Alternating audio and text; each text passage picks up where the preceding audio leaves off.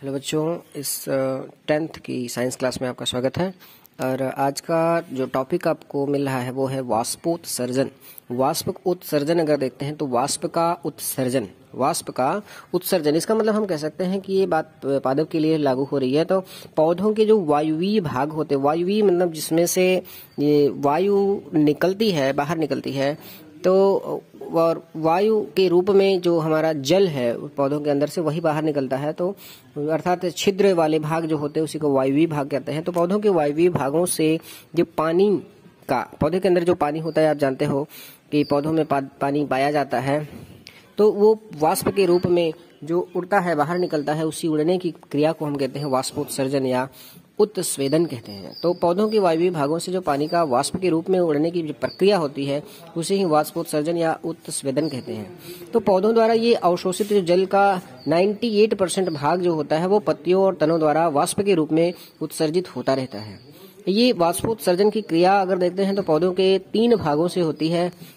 अर्थात हम 3 तरह के वाष्पोत्सर्जन को पढ़ेंगे। जैसे कि रंध्रों द्वारा जब वाष्पोत्सर्जन होता है तो उसको हम रंध्रों द्वारा वाष्पोत्सर्जन कहते हैं। उपत्वचा द्वारा होता है, व रंध्रों द्वारा होता है।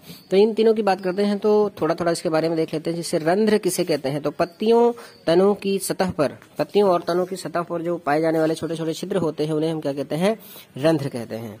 जैसा कि आपको ये चित्र में दिख रहा होगा, तो ये रंध्र होते हैं, छोटे छोटे छिद्र होते हैं। और इसके अलावा अगर इसके द्वारा जब वाष्पोत्सर्जन की प्रक्रिया होती है तो उसे हम कहते हैं रंध्रों द्वारा वाष्पोत्सर्जन। इसके अलावा देखते हैं तो उपत्वचा द्वारा वाष्पोत्सर्जन क्या होता है, तो उसके लिए हमको जानना पड़ेगा कि उपत्वचा क्या होती है। तो उपत्वचा क्या होती है, पौधों के जो बाहरी भाग होते हैं और पत्तियां पर एक आवरण होता है, एक दूसरी परत होती है जिसको हम क्यूटिकल भी कहते हैं, उसके द्वारा ये पत्तियां ढकी होती हैं। और इसी परत को हम, ऊपरी परत को ही क्या कहते हैं, उपत्वचा कहते हैं। इसको आप फिगर में इस तरह से भी आप देख सकते हो। तो ये जो उपत्वचा आपको दिख रही है। इसके अलावा फिर हम आगे चलते हैं तो इसके द्वारा जब उत्सर्जन होता है, वाष्पोत्सर्जन होता है, तो उसको हम उपत्वचा वाष्पोत्सर्जन कहते हैं।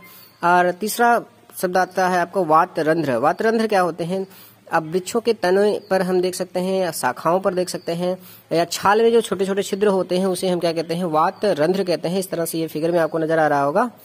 तो ये वातरंध्र हैं, इसके द्वारा जब वाष्प का उत्सर्जन होता है, जल का वाष्प के रूप में उत्सर्जन होता है, तो उसको हम कहते हैं वातरंध्र द्वारा उत्सर्जन कहते हैं। तो ये 3 तरह के उत्सर्जन आप देख रहे हो। तो जल का उत्सर्जन जो पौधों द्वारा होता है 98% भाग का, तो इन 3 तरह से होता है। तो अर्थात हम 3 तरह से वाष्पोत्सर्जन की क्रिया भी इस तरह से देख रहे हैं। तो इसके बाद हम अगले टॉपिक की बात करते हैं। तो वाष्पोत्सर्जन को प्रभावित करने वाले कारक हमारे कौन कौन से होते हैं। तो इस कारक की बात करते हैं तो सबसे पहले बात आ जाती है वायु की आर्द्रता पर। आर्द्रता किसे कहते हैं, तो आर्द्रता क्या होती है, वायुमंडल में जो नमी की मात्रा होती है उसे हम आर्द्रता कहते हैं। तो अगर नमी बढ़ रही है, आर्द्रता बढ़ रही है, जैसे कि आप देख सकते हो बरसात के समय में या ठंडी के समय में वायु में नमी होती है, तो उस नमी की मात्रा का भी इस पर इफेक्ट पड़ता है। तो वायु की आर्द्रता बढ़ने पर, नमी बढ़ने पर जो वाष्पोत्सर्जन की क्रिया होती है वो कम हो जाती है, जो वाष्पन की क्रिया हो जाती है वो कम हो जाती है।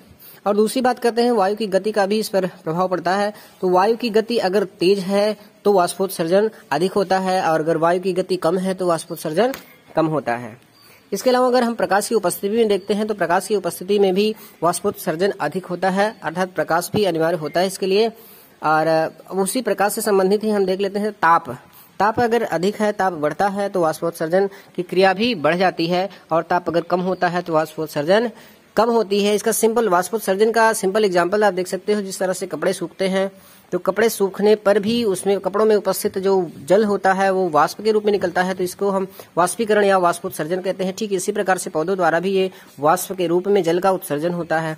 तो ये टॉपिक आपका आज का था वाष्पोत्सर्जन। बाकी फिर अगली वीडियो के साथ हम आपको मिलते हैं अगले दिन। Thank you.